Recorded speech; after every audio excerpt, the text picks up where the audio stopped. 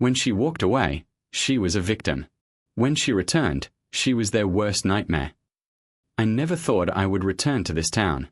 Not after everything that happened. Not after the way my life cracked open 7 years ago. But here I was, stepping down from the dusty bus, the evening sun melting quietly behind the old hills. The air felt the same, warm, a little sleepy, carrying the scent of fresh bread from the bakery and the faint smell of soil after a long day under the sun. The streets were quieter than I remembered, like the whole town was holding its breath, waiting for something. Maybe waiting for me. My shoes touched the familiar ground, and for a moment, I closed my eyes. Memories, both soft and painful, brushed against me like the wind. I wasn't here to relive them, but memories don't ask for permission. I heard footsteps on the gravel road. Slow, hesitant, like someone unsure if they should come closer. When I opened my eyes, I saw him. Liam. He was standing near the bakery door, the same place where he once used to wait for me after school, waving with that shy smile of his. But now he looked older, a little tired, with hair slightly messy, like he had run his hand through it too many times. His shoulders were broader, his jaw sharper, but his eyes, those eyes hadn't changed. Soft, warm, and full of something he didn't have the courage to say. Our eyes locked. For a second, it felt like time froze. The sound of cars disappeared. The chatter from the market faded. Even the breeze seemed to hold still. He looked at me as if he wasn't sure I was real. Amara, he breathed out, barely above a whisper. The name shook something inside me, but I kept my face calm. I had prepared myself for this moment on the entire bus ride. I had imagined how it would feel to see him again. I thought I was ready, but no amount of preparation could soften the sudden ache in my chest. "It's been a long time," I said, forcing a smile. My voice felt steadier than my heart. He nodded, but even that small movement seemed heavy. 7 years, he said quietly, like the number itself hurt. 7 years. 7 years of silence. 7 years of unanswered questions. 7 years of wondering why the boy who promised forever never showed up again. I took a slow breath, letting the familiar street pull me back to the present. Kids ran past us, holding melting ice creams. The bakery door opened and closed, letting out waves of warm, sweet air. Life moved around us, unaware that two ghosts were standing face to face. Liam glanced away for a moment, staring at the ground, then back at me. His eyes were searching me, maybe trying to find the girl he once loved. Maybe trying to see if she was still hiding somewhere inside me. "You look different," he said. Of course I did. Pain changes people more than time ever will. "So do you," I replied softly. Silence stretched between us, thick and complicated. Not the comfortable silence we used to share. This one was heavy, full of things we never said, things we couldn't say. I shifted my bag on my shoulder, trying to steady myself. I didn't want to break. Not in front of him. Not now. "What are you doing back here?" he asked, his voice careful, almost afraid. "I needed to sort out some things," I answered. It was the truth, but not the whole truth. I was here for closure. 4 answers. For the peace I never got. For myself. He nodded, like he understood something deeper in my words. The sunlight caught his face, and for a moment, I saw the boy he once was, gentle, kind, easy to love. And then just as quickly, I remembered the day he vanished. The day my world shattered. The day he stopped calling, stopped texting, stopped caring, or so I thought. My throat tightened. He must have seen something in my expression because he took a small step closer. "Amara, can we talk?" His voice trembled slightly, like he had been waiting for this moment too. I swallowed the knot in my throat. I didn't want to show how deeply his presence still affected me. He didn't deserve that power. Not after leaving me so easily. Still, I nodded. "Yes. We should talk." He seemed relieved, shoulders loosening just a bit. We walked side by side toward the river, the same river that held so many memories. Our footsteps matched, like they used to, but I kept a tiny space between us, a space that reminded me of all the years and pain that stood between us now. I could feel him glancing at me from time to time, but he didn't speak. Maybe he was trying to gather the courage. Maybe he was fighting the guilt. Maybe he was trying to understand just how much I had changed. The path was familiar, crunchy gravel under our feet, the quiet rustle of tall grass, the soft hum of crickets starting their evening song. It felt like walking back in time, yet nothing inside me felt the same. We reached the old wooden benches near the riverbank. My breath hitched when I saw the carving, faded but still there. A+L. Forever. A bitter smile tugged at my lips. Forever had lasted less than a year. We sat down, leaving a safe space between us. The air smelled like water and pine. The river moved softly, its gentle sound almost comforting. He stared at the carving, then at me. "I never thought I'd see you here again," he said quietly. "I didn't think you'd still be here," I replied. "I didn't plan to stay," he said, voice distant. "But life has its own ways." Life, or my mother, and my sister, and the lies that ruined everything. But I didn't say it. Not yet. He rubbed his palms on his jeans, nervous. "You must have questions." A small laugh escaped me, soft, sad. "Questions? Liam, I lived 7 years with nothing but questions." He lowered his head, shame flickering across his face. Then he whispered, "I owe you answers." And the moment he said it, something in the air shifted. Something deep inside me stirred. Something old and wounded opened its eyes again. But I stayed calm, steady, because I wasn't here to beg for explanations. I was here to face the truth, to face him, to face everything that was stolen from me. The sun dipped lower, painting the sky with orange and gold. The light reflected in his eyes that once made me feel safe, but now only reminded me of loss. I didn't know if I was ready for the answers he had. But I knew one thing. This time, I wouldn't run from the truth. And I wouldn't let him run either. The river flowed beside us, soft and slow, as if it was listening. The sky above was turning a quiet shade of purple, the kind that only appeared when evening blended with the last breath of day. I felt the weight of everything unsaid pressing on my chest. Liam sat with his elbows on his knees, staring at the water instead of me. It was strange, almost painful, to see him like this, nervous, unsure, nothing like the boy who once held my hands with confidence and told me he'd never leave. Finally, he spoke. "You look stronger now," he murmured, voice barely carrying over the sound of the moving water. "I had to be," I replied. He nodded slowly, like he understood exactly what I meant, and also knew he had been the reason. For a long stretch of silence, neither of us said anything. The wind brushed against my hair, making loose strands dance across my face. I pushed them behind my ear, trying to keep my hands from trembling. I didn't want him to see how deeply this moment still affected me. Then, without turning his head, he said, "I'm sorry, Amara." A small laugh escaped me, dry and soft. "For which part?" He winced. "All of it." My heartbeat quickened, but I stayed quiet, letting him speak. Letting him feel the weight of the years he had left me alone. He leaned back against the bench and finally looked at me. His eyes were tired, older, filled with something that looked like regret and fear mixed together. "7 years ago," he began, "everything changed so fast. I didn't even understand what was happening." I folded my arms, holding myself steady. "Then explain. Because back then, you didn't give me anything. Not even a goodbye." He inhaled shakily. "Your mother came to see me." Just hearing that made my stomach twist, the old wound tearing open again. "She told me you wanted to end things," he said slowly, each word feeling like a slow drop of poison. "She said, you didn't love me anymore. That you thought I wasn't enough for your future." My breath hitched, anger and hurt swirling inside me. "And you believed her?" He didn't answer right away.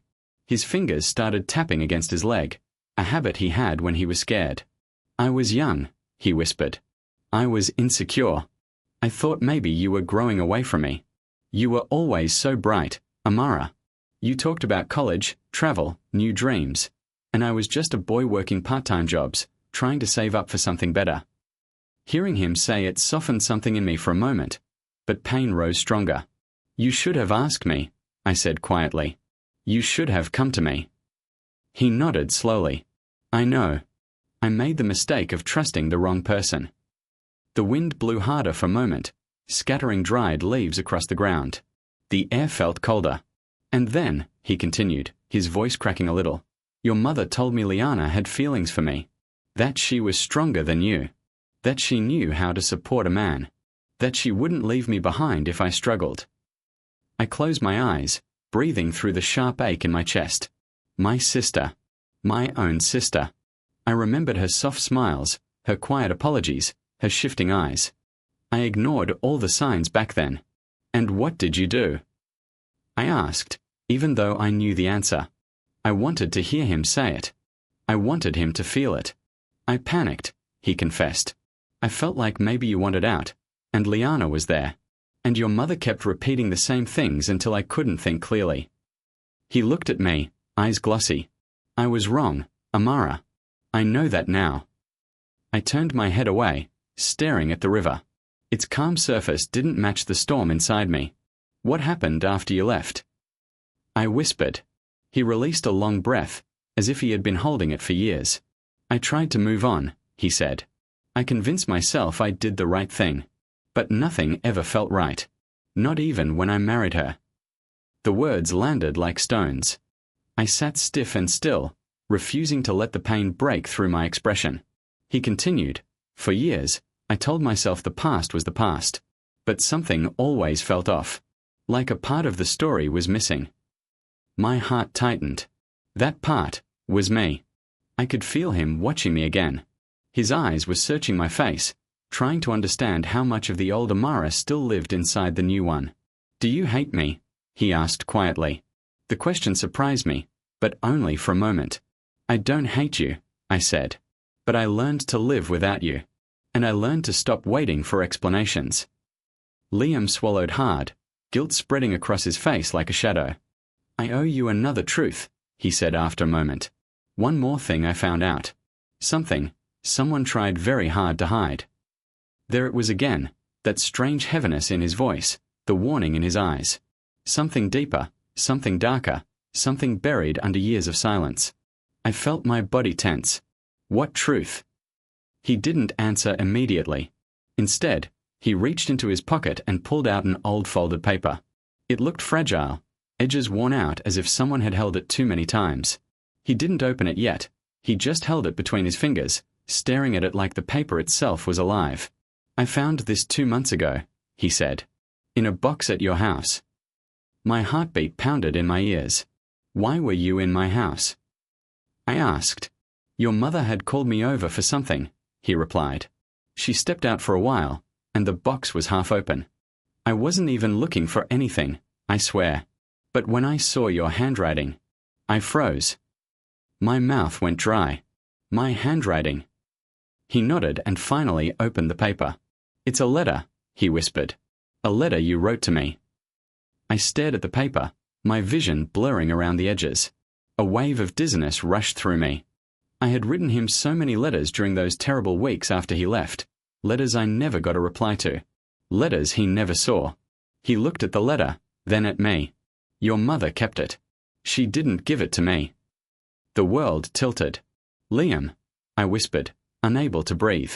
"That's how I knew something was wrong," he continued. "Because the letter said things she told me were lies. You wrote that you loved me. That you were waiting. That you wanted a future with me." His voice broke. "And there was something else," he whispered. "Something she definitely didn't want me to know." He looked at me, eyes full of shattered regret and rising fear. "Your mother was hiding something from both of us." I felt the past rushing back, pain, memories, the night everything fell apart. My chest tightened so deeply it hurt to inhale. What was she hiding? I asked softly, almost afraid to hear the answer. Liam swallowed, gripping the letter. And for the first time, I saw it clearly.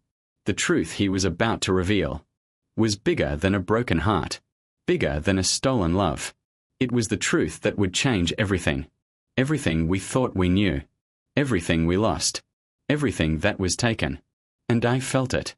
Something darker had lived beneath our pain all along. Something that was about to rise to the surface. The sky had grown darker by the time Liam finally found the courage to speak. Only a thin streak of fading purple lay across the horizon, and the river beside us reflected it like a trembling ribbon of light. The quiet around us felt heavy, too heavy, as if even the wind was waiting for his next words. Liam held the letter with both hands, fingers shaking slightly. He looked at it for a long moment, like he was trying to steady himself. When he finally lifted his eyes to mine, there was something in them I had never seen before, not even when we were young. Fear, regret, and a deep sorrow that came from knowing he had played a part in destroying something he never understood. "Amara," he whispered, "this letter, it changes everything." I swallowed hard, forcing my voice to stay calm. "Tell me what it says." He took a slow breath, the air catching in his throat. "You wrote that you loved me," he said. "That you were waiting for me to talk to you. That you didn't understand why I pulled away." A lump formed in my throat. I remembered writing those words with shaking hands, crying so hard I could barely see the page. He looked back at the letter. "And then, you wrote that you were pregnant." My heart stopped. Not slowed. Not stumbled. Stopped. The world blurred around me, sounds disappearing, the river fading into silence. All I could hear was my own heartbeat pounding in my ears, loud, painful, uncontrollable. My voice came out in a whisper. I didn't think you'd ever see that." Liam's breath trembled. "I didn't know, Amara. I swear to you, I didn't know." Tears stung the back of my eyes, but I blinked them away. I wouldn't cry, not now, not in front of him. Those tears belonged to the girl I used to be, not the woman sitting here today. I turned my head away, staring into the dark water.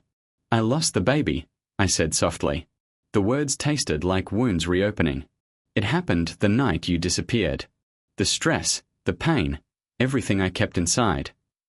I shook my head. My body just couldn't hold on. He inhaled sharply, like the air had been punched out of him. "God, Amara," he whispered, voice breaking. If I had known anything."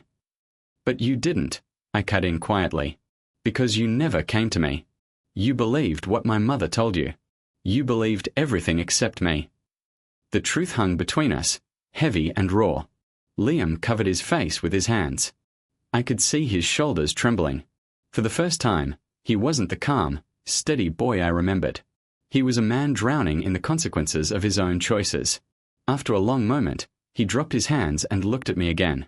"Your mother, she destroyed us." I shook my head slowly, a cold calmness settling in my chest. "No, she didn't destroy us alone, Liam. She opened the door, but you walked through it." He flinched, the truth hitting him like a blow. "And then," he continued, voice thin and broken, "she convinced me to marry Liana. She told me she was better for me, stronger, that she wouldn't leave me, even though you already had." My jaw tightened. My mother, my sister, and the boy I loved. They had rewritten my life in ways I never had a chance to fight. "And you married her," I said. "Just like that." "Yes," he admitted. "And for years, I tried to believe it was the right choice. But nothing ever felt right. Not one day." He swallowed. Because the whole time, some part of me felt like something didn't add up. My hands curled into fists in my lap. "And now I know the truth," he said. He held up the letter slightly. "This changes everything." I looked at the paper. A small, fragile thing. Funny how something so small could carry so much pain. "What do you want from me now, Liam?" I asked slowly. He hesitated, just a moment, but it was enough for me to see the truth in his eyes. "I'm leaving her," he whispered. The words didn't shock me. They didn't surprise me. They didn't even hurt. They just felt expected, predictable. Too late. "My marriage was built on lies," he said, voice shaking. "Your mother lied to me. Liana lied by staying silent. Everything I built, it was never real." He paused, then added softly, "But what I felt for you, that was real. It always was." The confession drifted in the air between us, warm and cold at the same time. I closed my eyes. Once, those words would have been enough to set my world on fire. Once, I would have given everything to hear him say them. Once, I would have run into his arms, believing love could fix anything. But that girl was gone, and the woman I had become knew better.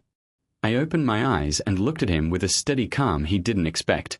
"No," I said softly. "You don't get to come back now."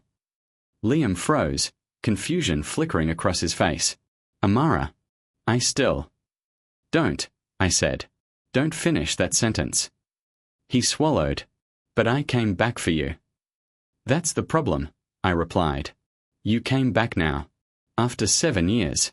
After everything. After you let lies tear us apart.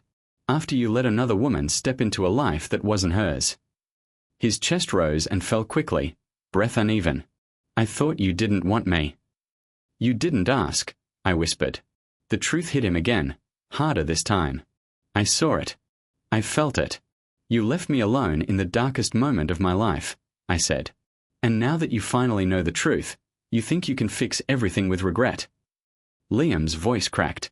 I want to try. I want to make it right. I don't want to lose you again. You already lost me, I said gently. His eyes widened, pain rushing across his face. Amara, please. No. My voice was calm, steady, unshakable. Liam, I'm not here for revenge. I'm not here to punish you. I just needed the truth. I needed closure. He blinked fast, trying to breathe, trying to speak, but no words came. I stood up, the cool night air brushing against my skin. For the first time in years, my heart didn't feel heavy. It felt free. Liam stood too, desperate, reaching out but stopping himself just inches away. What am I supposed to do now? He whispered. I looked at him, really looked at him. The man he had become. The man who once loved me. The man who didn't fight for me when it mattered. Live with the truth, I said softly. That's your burden, not mine. He looked shattered, completely broken. I turned to leave, but I paused, just for a second, and said the final words he needed to hear, the ones that would stay with him forever, the ones that would finish everything. You didn't lose me because of my mother, Liam. You lost me because you never fought for me. And then I walked away. Not with anger. Not with bitterness. Just peace. Because sometimes, the strongest revenge is simply healing without the person who hurt you.